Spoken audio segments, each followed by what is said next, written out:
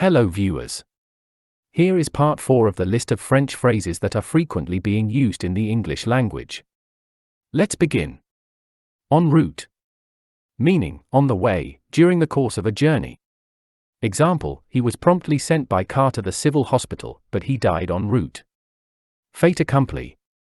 Meaning, a thing that has already happened or been decided before those affected hear about it, leaving them with no option but to accept it. Example, the new budget was presented to the board of directors as a fait accompli. Faux pas. Meaning, an embarrassing remark or act in a social situation, literally, false step. Example, he was uninvited, and a series of faux pas lead to his expulsion from the party.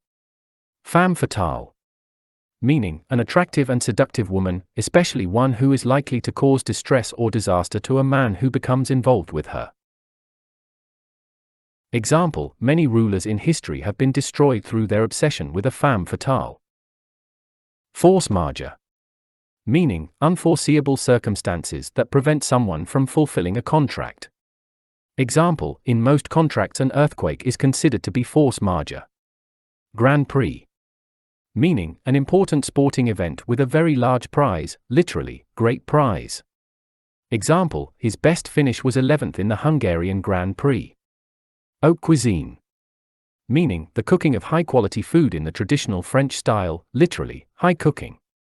Example, the main teaching kitchen is equipped to a high standard, with all the tools of haute cuisine. Hors d'oeuvre. Meaning, a small, extra dish during a meal, usually served at the start as an appetizer, literally, outside the main work. Example, soft drinks and hors d'oeuvres will be served during the reception. Je sais quoi. Meaning, a quality that cannot be described or named easily. Example, although the sculpture had flaws, it also had a certain je sais quoi that made it very appealing. Joie de vivre.